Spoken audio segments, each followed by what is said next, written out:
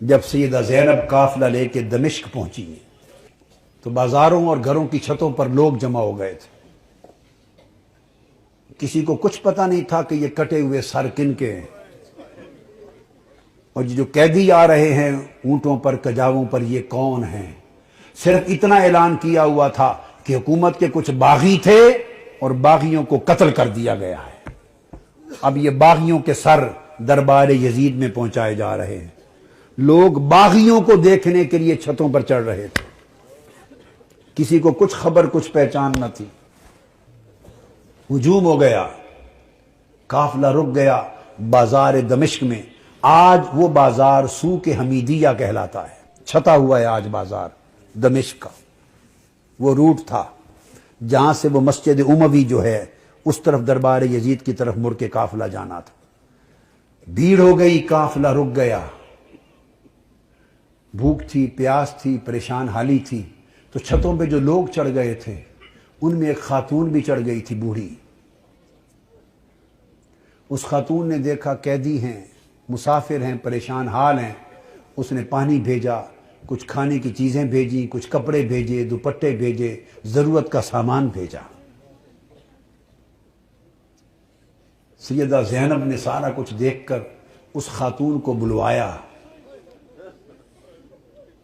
جب وہ قریب آئی تو فرمایا کہ بی بی تو نے ہمارے ساتھ بڑی نیکی کی ہے. کوفہ سے لے کے دمشق تک کسی نے ہمیں پوچھا تک نہیں، کسی نے ہمارے حال کی خبر نہیں لی. تم کون ہو اور ہمیں کیا سمجھ کے ہم سے اتنی بھلائی کی؟ اس نے کہا میں اور تو کچھ نہیں، میں اپنی اوائل چھوٹی عمر میں مدینہ رہتی تھی اور حضرت سیدہ فاطمہ الزہرا کی خادمہ تھی. پھر جب ان کا وصال ہو گیا تو مدینہ چھوڑ کے دمشق آ گئی، پھر وہاں نہیں رہی. تو تم نے اتنی نیکی کی ہمارے ساتھ کیا سمجھ کے؟ اس نے کہا مجھے اور تو کچھ معلوم نہیں. تو جب آخری وقت تھا حضور سیدہ کائنات کا تو میں نے عرض کیا بی بی مجھے کوئی وصیت کر دیں، وصیت کی عمر بھر عمل کروں. تو انہوں نے مجھے، جانتی تھی کہ میں دمشق سے ہوں، انہوں نے مجھے وصیت کی تھی. فرمایا تھا بیٹا ایک ہی وصیت ہے، کبھی قیدی نظر آئیں تو ان سے اچھا سلوک کرنا. زندگی میں کبھی قیدی نظر آئیں تو ان سے اچھا سلوک کرنا. میں نے تو دیکھا ہے قیدی ہیں اور مجھے ان کی وصیت یاد آئی ہے. زندگی میں پہلی مرتبہ موقع ملا ہے تو میں نے سیدہ فاطمہ الزہرا کی، اپنی مخدومہ کی، میں نے نصیحت پہ عمل کر کے قیدی جان کے تو یہ سارا کچھ کیا ہے. سیدہ زینب رضی اللہ تعالی عنہا اور سلام اللہ علیہ فرمانے لگی اللہ تیرا بھلا کرے، تجھے اجر دے. بتا تو نے ہم سے اتنی نیکی کی، بھلائی کی، ہم تیرے لیے کیا دعا کریں، کیا صلہ دیں؟ ہم تو اس وقت خود مسافر ہیں، قیدی ہیں، لٹے ہیں، مظلوم ہیں، بے یار و مددگار ہیں. ہم تیرے لیے کیا دعا کر سکتے ہیں؟ اس نے کہا بی بی میری ایک ہی آرزو ہے عمر بھر کی، وہ دعا کر دیں.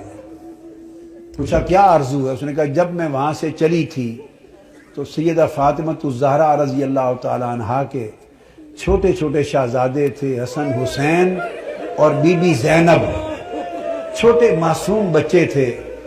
اب زمانہ گزر گیا، میری اس وقت سے آرزو ہے کہ کبھی مجھے حسین اور زینب کی زیارت ہو جائے. دعا کر دے کہ مجھے ان کی زیارت نصیب ہو. بی بی زینب نے فرمایا تیری دعا قبول ہو گئی. میں زینب ہوں جو قیدی ہوں، اور جس کا سر کٹا نیزے پر دیکھ رہے ہو یہ حسین ہے.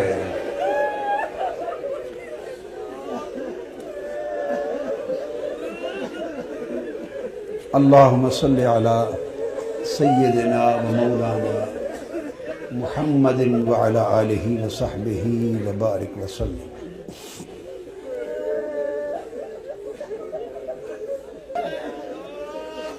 پھر سیدہ زینب قافلہ لے کر جب دربار یزید میں پہنچی ہیں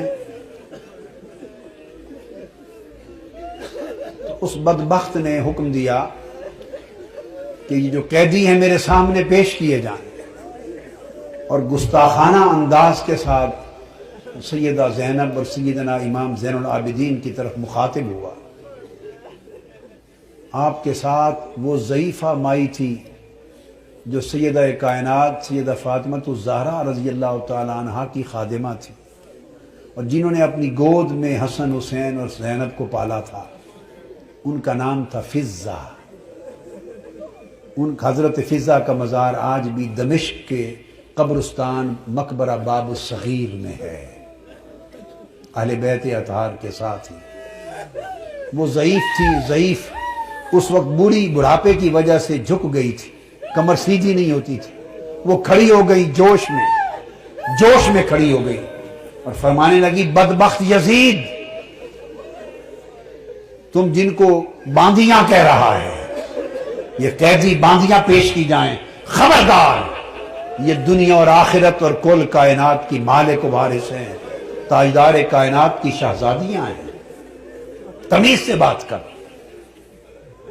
یزید نے اپنے فوجیوں کو دیکھا اور کہا کہ یہ بوڑھی خاتون کون ہے جو جسارت اور بے ادبی کر رہی ہے ہمارے دربار میں، اس کی خبر لو۔ اس کے فوجی اٹھے، انہوں نے تلوار لہرائی ڈرانے دھمکانے کے لیے بی بی فضہ رضی اللہ تعالی عنہا کو۔ بس اتنا عمل کرنے کی دیر تھی کہ خود یزید کے فوجیوں میں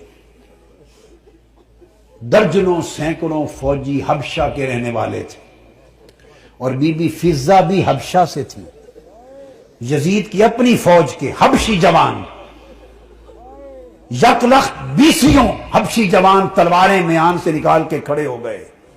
ان کی جو قومی غیرت تھی اور وطن کی حمیت تھی، اس نے جوش مارا۔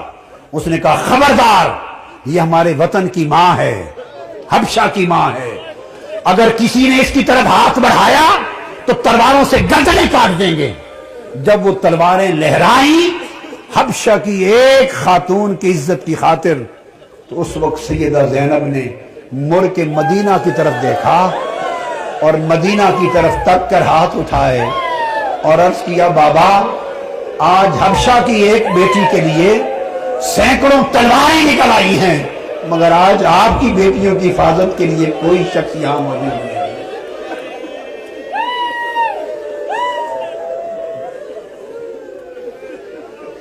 اللہم صلی علی سیدنا و مولانا محمد وعلی آلہ وصحبہ وبارک وسلم۔ الصلاة والسلام علیک یا سیدی یا رسول اللہ وعلی آلک و اصحابک و اہل بیتک یا حبیب اللہ وعلی آلک و اہل بیتک و ذریتک یا حبیب اللہ وما علینا